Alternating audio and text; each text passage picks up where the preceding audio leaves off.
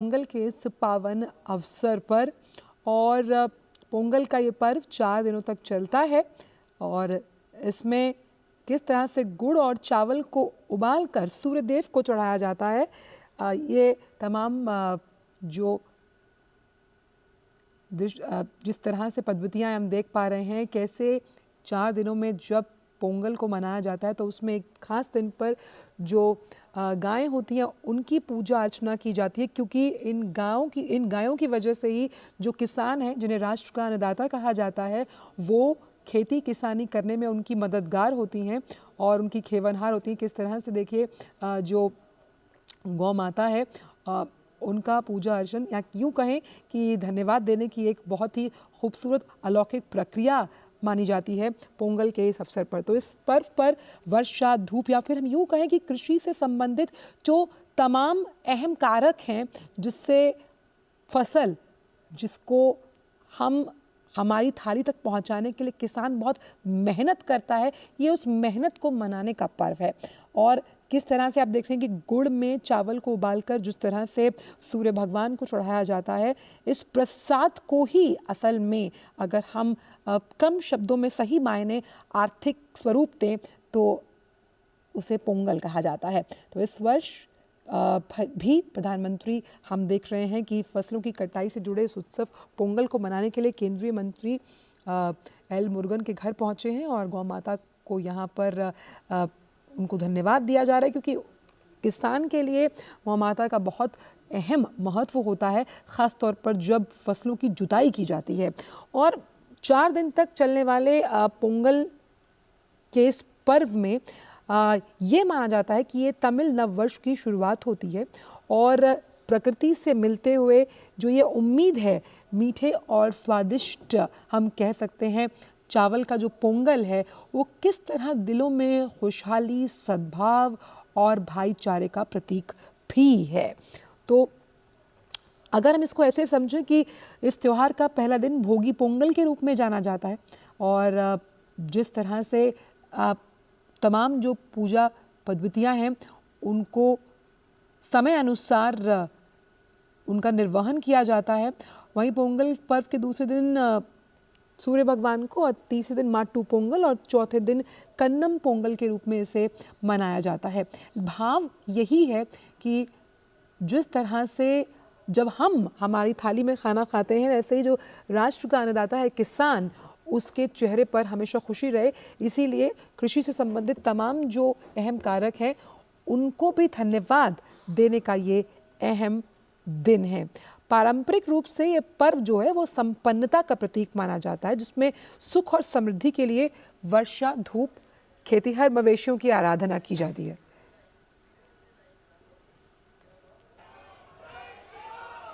और आइए आपको सीधे लिए चलते हैं, प्रधानमंत्री इस वक्त पोंगल पर संबोधन दे रहे हैं, आइए सुनते हैं।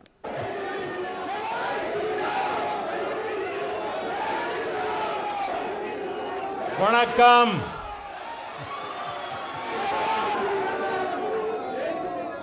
आप सभी को पोंगल के पर्व की अनेक अनेक शुभकामनाएं।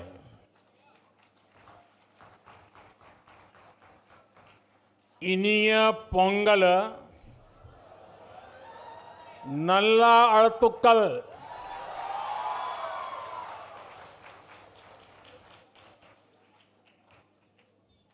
पोंगल के पवित्र दिन तमिलनाडु के हर घर से पोंगल धारा का प्रवाह होता है। मेरी कामना है उसी तरह आपके जीवन में भी सुख, समृद्धि और संतोष की धारा का प्रवाह निरंतर होता रहे।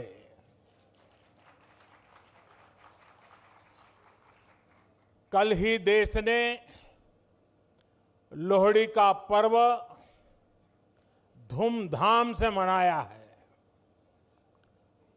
कुछ लोग आज मकर संक्रमण उत्तरायण मना रहे हैं, कुछ लोग शायद कल मनाएंगे।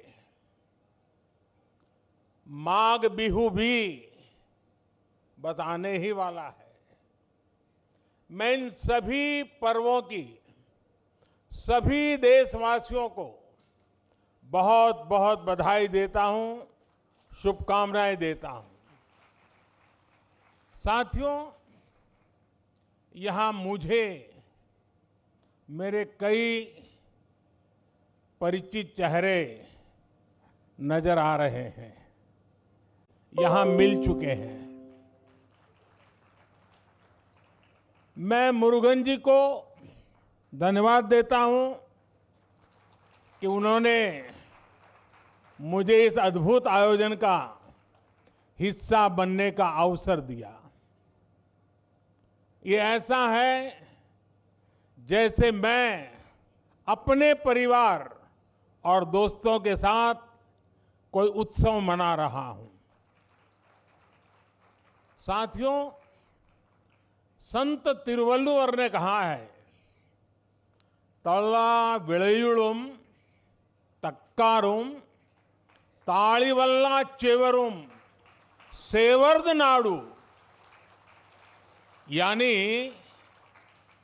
अच्छी फसल, पढ़े लिखे व्यक्ति और ईमानदार व्यापारी, ये तीनों मिलकर राष्ट्र निर्माण करते हैं। तिरुवल्लुवर जी ने पॉलिटिशियन का उल्लेख नहीं किया है। ये हम सबको संदेश है। पोंगल पर्व में ताजी फसल को भगवान के चरणों में समर्पित करने की परंपरा है।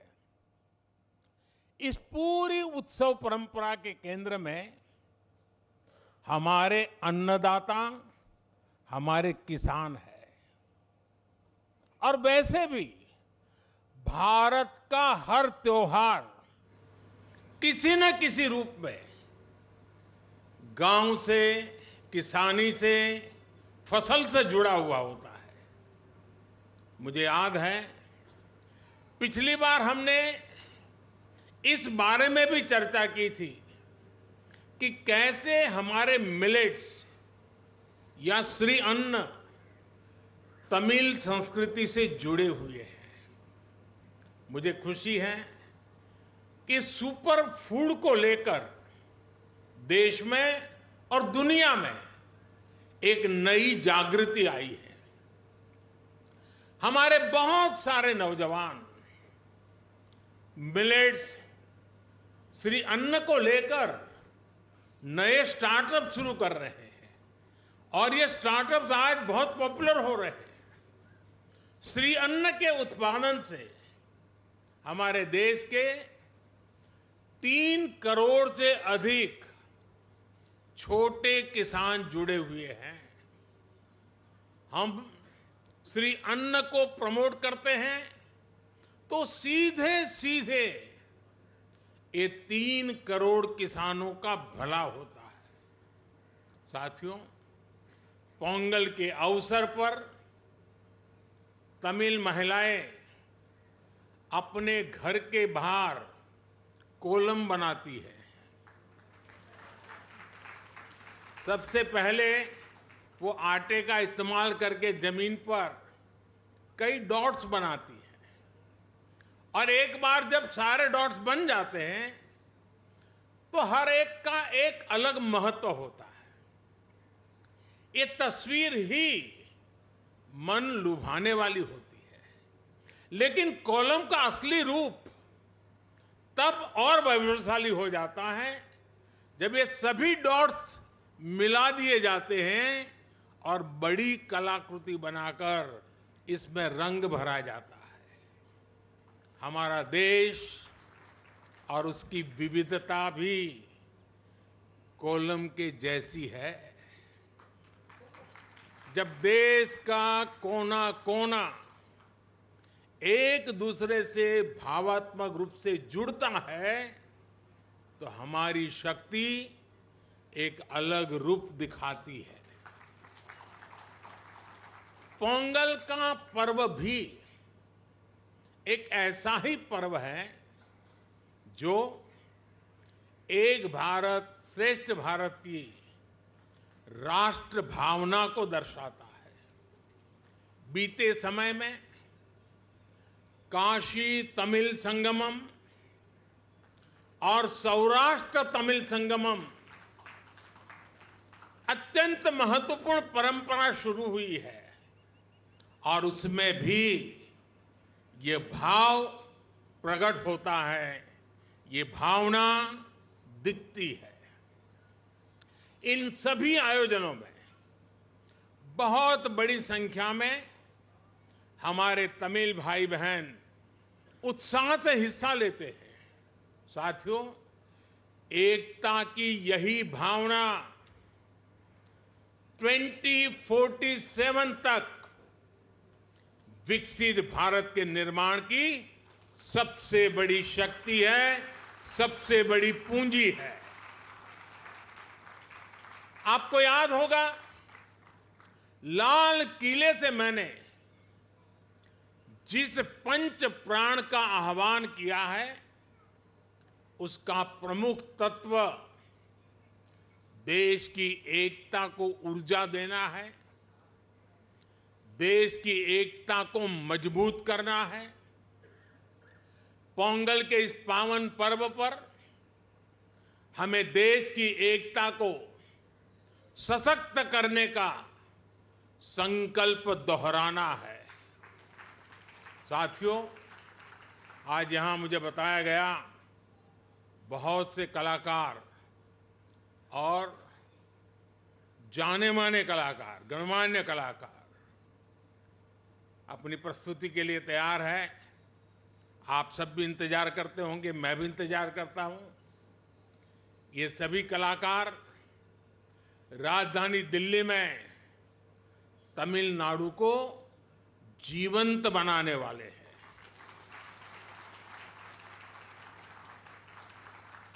कुछ पल हमें तमिल जीने का मौका मिलेगा, ये भी एक सौभाग्य होता है।